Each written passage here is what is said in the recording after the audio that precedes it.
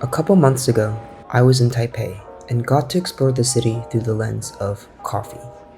We sipped on creative seasonal drinks, pour-overs of Taiwanese beans, and way too many espressos, with a couple sweet treats along the way. Today, I want to share 9 coffee shops we visited and highlight a couple that I particularly enjoyed. Let's get started. Now, I'm not going to pull any punches, so we're starting with my favorite stop of the trip. Over near Jingmei Station is a little coffee shop called Taipei Coffee Roaster. The first floor is dedicated to ordering and takeout, but upstairs beyond some crookedy steps lies their seating area. Intricately decorated with a cozy homey charm, the space is small and narrow, but the intimate environment makes it feel like walking into the apartment of a close friend to catch up over some coffee.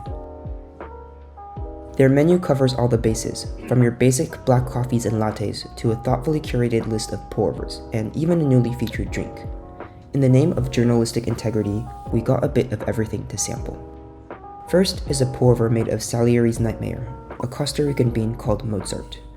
It's a coffee from the Canne Musician series, which utilizes a raisin honey processing technique. The coffee cherries are sun-dried before skin removal for honey fermentation, which results in a sweeter coffee with hints of sourness akin to a white wine. The rich amber color was beautiful, and this was delicious and easy to drink.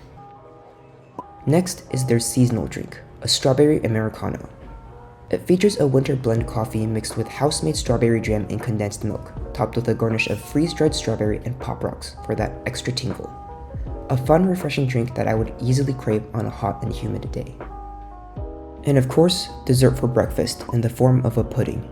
There's fruit on top, so you know it must be healthy. After administering the jiggle test, we began our excavation. Rich and creamy, yet paradoxically light at the same time. With the rich brown sugar syrup, it paired perfectly with our coffees.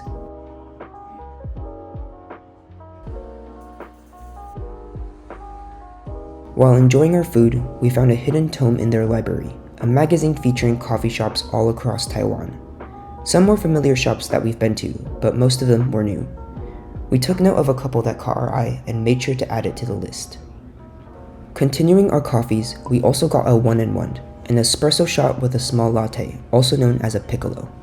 I'm not typically an espresso drinker, but I really like the cup, which almost looks like a woven basket. Meanwhile, the piccolo is more my speed. Creamy sweet milk to balance out the intense shot of espresso. And I promise this is the last thing we got here. A chocolate scone that was thoughtfully warmed up with a side of cool whipped cream for a nice temperature contrast. It's served inside a coffee filter with the stamp of the storefront, which was painfully cute, so I took it with me to keep.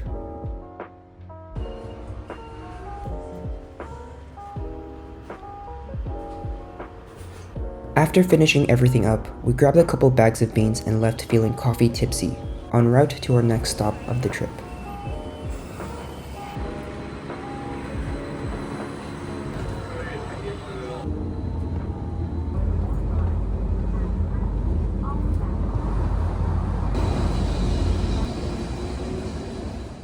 Now, we're heading north to our second coffee shop in the Da'an district, called Rufous Coffee. Inside, the dark wooden surfaces, hanging lights, and shelves of coffee cups and kettles reminds me of an old-school Japanese kisaten, especially in the evening when it's dimly lit. There's a number of seats along the counter for those flying solo who want to get some work done or watch the barista brew, as well as small tables off to the side for chatting with a friend. We started with an espresso duo. Each shot was extracted at a different temperature, allowing you to appreciate the nuance and changes in both flavor and texture. This reminded me of the coffee I had in Tokyo at Leaves Coffee Roaster, where they used a thermometer to measure the temperature of the espresso. But here, instead of waiting for it to cool, you can enjoy it right away for immediate comparison between the two. For a chaser, we followed up with a classic cappuccino, where the sweetness of the milk offered myself some much-needed respite from the dark and rich espressos. And to round out the trifecta, a pour-over. This is the El Paraíso Flor Lychee from Colombia. I am an absolute sucker for fruitier coffees, so after seeing the listed notes of pear, apple, starfruit, and lychee, I knew this was the one for me. To soak up the coffee pooling in our bellies, we had a warm and flaky butter croissant, as well as a slice of lemon pound cake in honor of Afroman. This was dense and shook the table when it arrived. I could see my forearm veins when lifting this bite up to my mouth.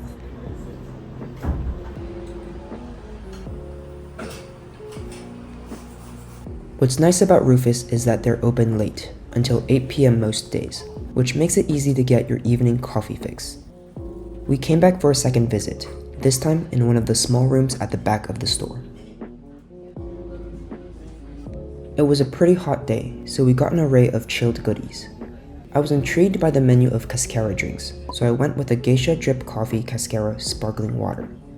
The color looked similar to a blonde ale, and it tasted like a refreshing blend of a light coffee with a fruity sparkling tea.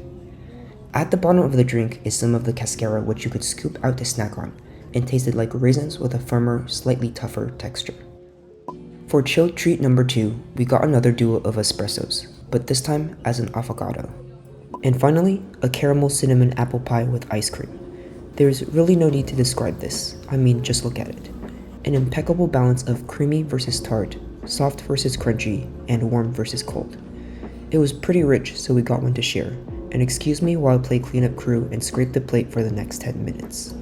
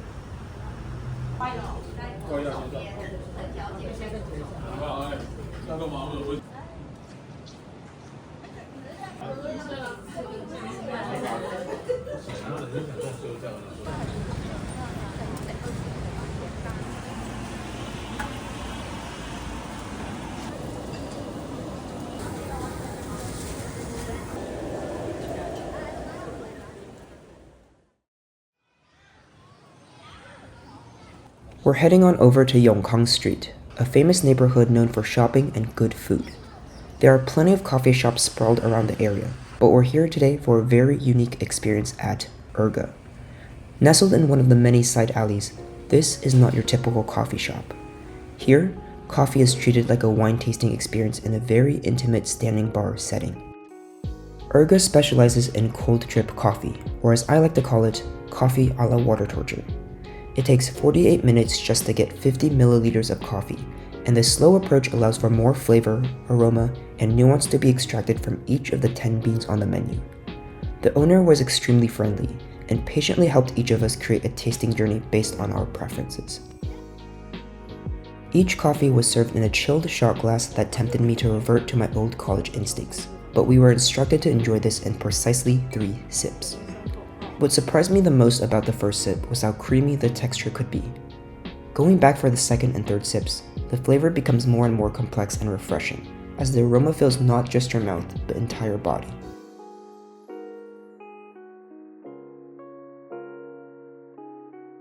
We ended up trying these 5 coffees, and I wish I could describe what each tasted like, but I think the subtleties were out of my league. Each of the notes was like a fleeting image in the corner of your eye that disappeared the moment you tried to focus in on it. This whole experience felt like you had to have led a deep and rich life to truly appreciate it, and I hope I can be lucky enough to come back in a couple years or decades with a greater understanding. But enough waxing poetic. It's off to find our next cup.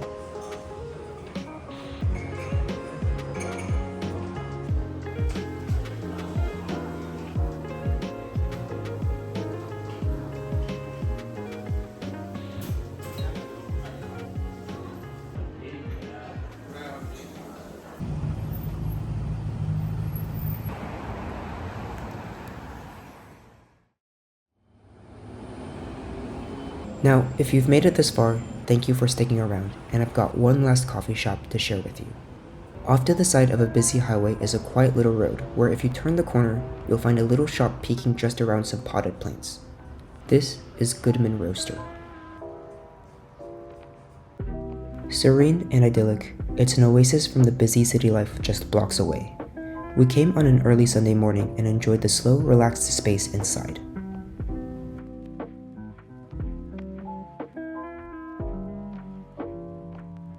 They have a selection of pour-overs to choose from, but what caught my eye were some coffees from Ali-san in Taiwan. Taiwan is famous for tea, but I didn't know there were coffee farms as well, so we got both beans to try. Both pour-overs were made with the same coffee bean from the same farm, but processed differently to highlight different flavor profiles. The first pour-over was a wash-processed coffee. The coffee seed is removed from the fruit and washed in water before drying and roasting, which typically results in a cleaner and crisper tasting coffee. The little card listed tasting notes of lemon, lime, grapefruit, and green and blue tea, which could have been shortened to cyan tea if they had studied up on color theory. The other was natural processed, where coffee cherries are dried with the seed still inside, after which the pulp and skin are separated from the seed for roasting. The resulting coffee is a bit sweeter and fruitier, and of the two pour-overs, I preferred this one. To go with your coffee, there's also a selection of cakes, of which we selected 2 sacrificial tributes. The pistachio basque cheesecake was an easy choice. Rich and decadent with a luscious oozy center and beautifully caramelized exterior, we should have demanded the rest of it. And finally, a tall slice of lemon cake. Looking at it, you could be fooled into thinking it's nothing special, but the simple elegance is what makes it delicious. The tart and crunchy sugar glaze complements the moist cake so well, and we couldn't have asked for a better way to end our coffee shop tour.